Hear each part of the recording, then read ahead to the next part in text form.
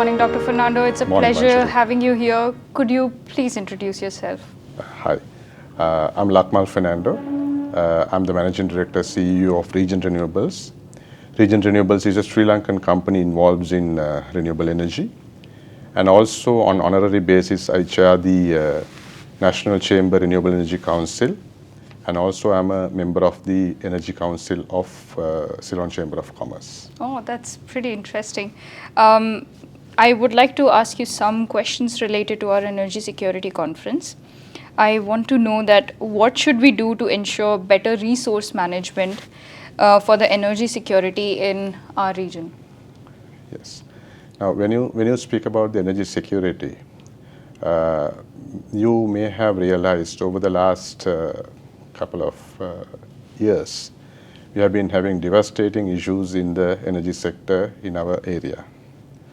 In some countries leading into 12, 13 hours of power cuts. Mm-hmm. So this, I believe, as a result of us being so dependent on fossil fuel-based energy. If you look at the world numbers and the Asian numbers, basically, world is about 62% dependent on fossil fuel. And our area is about 75% dependent on fossil fuel.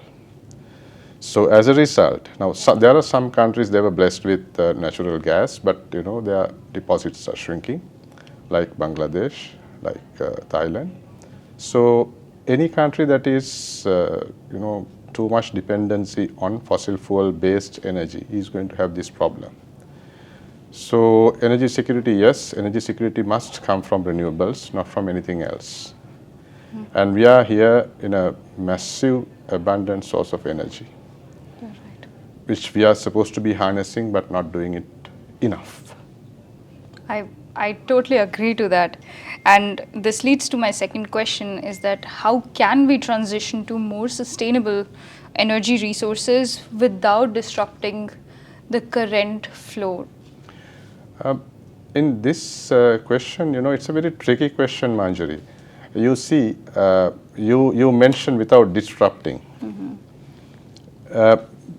Number one is the political willingness must be there to embrace renewable energy. Mm-hmm. And with that political willingness, because they can set targets, but if the authorities and the bureaucrats does not fall in line and execute the political targets, we will only be speaking about it. Mm-hmm. We will have beautiful numbers. When you look at the documents, yes, we are renewable energy bias. These are the targets. We want to go for 70%, 80%, 100% in such and such years. But only the 70% and 80% and 100% will remain, mm-hmm. not the actual results. So the political willingness and the alignment of the bureaucrats and the utilities together will only reach us the target. Without mm-hmm. doing that, they are only going to be meaningless words. You are right. To be honest, we need to change our words into actions. And I think as a region, we can do much more. So do you think, can there be any kind of inter-regional energy cooperation, specifically catered towards South Asia? Oh, yes. Now, I've been speaking about this for the last 4 or 5 years. Mm-hmm. You see, already there are some countries interconnected. If you look at Bhutan, Bhutan is producing enough energy from their hydro resources. And they're selling it to neighboring countries. And Sri Lanka has over 220 megawatts of renewable energy potential. Wow. So far, we have harnessed only, say, less than, I'm not speaking about the hydro. Hydro mm-hmm. is have come to a saturating point, and we have very limited, probably about 200, 300 megawatts of more hydro to be harnessed. But even that is very costly and difficult locations that are left with. But having said that, when you look at the solar, wind and the biomass, your potential is massive. So we have identified more than 220 gigawatts of solar and wind potential in Sri Lanka, which as a country we will not need the whole thing. Mm. So that is why we need these interconnections between countries particularly between Sri Lanka and India. Because this is the modern world we are speaking about. We are not speaking about, first century. We are in a different world now. A globalized world. Globalized. Basically, it's a global economic village we are speaking about. So we are in a situation where Singapore is buying energy from Darwin with 3,200 kilometer HVDC cable. So we are only 55 kilometers away from India. And we have been discussing about this for the last 10 years. How many more years are we going to be discussing about this? So these kind of things must come in order for us to have a stable grid when we are adapting more and more renewables into the grid. So that's a must. So foreign investors, the local investors, because we have many companies locally located who can contribute to this industry. And also we understand that there is a lot of interest from foreign companies as well. So all these things will have to be mobilized together, and then only we can see the actual success of this. So without doing that, you see all these technical issues even are going to get settled to a certain level when you have the interconnections in place. I agree, and I think if looking forward, if we can somehow make sure that this can be done, and of course after this kind of inter-regional cooperation, there has to be a part in the future, maybe I'm being very hopeful. Do you think can we export the energy that we create in South Asia to the other regions? And I hope it is a renewable energy source. Yes, that's the future. You see, we have been discussing about green hydrogen.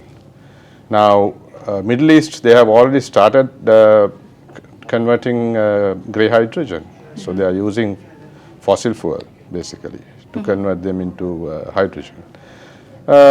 So we have enough resources that we can use to convert green hydrogen. So green hydrogen market is going to be the future of energy industry. So whoever moves into it first is going to be winners. So we strongly believe, of course, there are things that you will have to look at the environmental impact on making green hydrogen as well, because it needs colossal volume of water. So we will have to decide, what are the places where we can base these kind of plants, and how are we going to be, taking out the salt deposits that will be accumulated out of green hydrogen manufacturing. So, but all these things are possible, doable. So, as I said earlier, if you have the right wish and the right people leading it, it's possible. But if not, they will just remain words and numbers on a piece of paper. Yeah, I think we have to. This is the time that we put words into action, as I've already mentioned. I just wanted to ask you one last question. What do you think?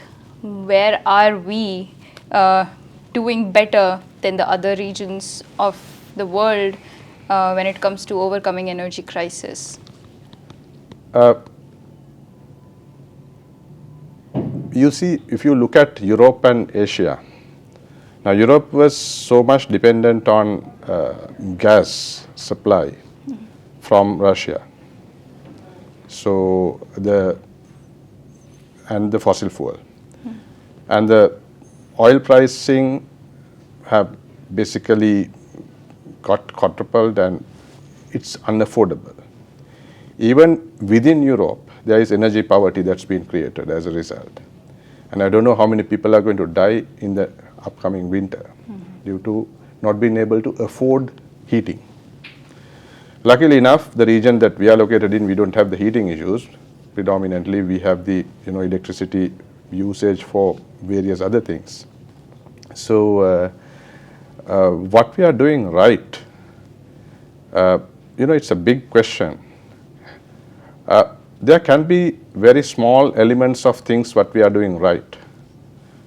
But the question remains, are we doing it right, and is it enough? In my opinion, it's not enough. Certainly it's not enough. because we are still, basically, as I said at the beginning of this discussion, we are still using 75% of our energy production from fossil fuel. So, where the world is about 62%. And the other countries in the West and everywhere, they are moving very fast. If you look at Australia, they are moving very, very fast into renewable energy and absorbing renewable energy and embracing renewable energy. Whereas in our part of the world, it doesn't happen like that. So people speak about various negativity about renewable energy. Of course, majority of these technical challenges have been overcome, and it's not the situation right now. But the people who speak about the problems that had been there 10 years ago and still rejecting renewable energy must be basically taken off from the policy making positions. That's the only way forward, because we should get young people to discuss and get involved in policy making, and also basically doing it right the first time, because we don't have time.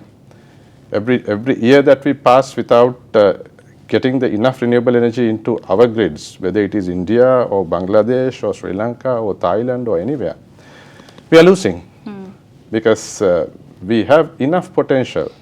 Now you look at Bangladesh, they have a lot of gas resources, but it's depleting. So we have seen 12 hours, 10 hours, 14 hours power cuts. So it's a manufacturing nation.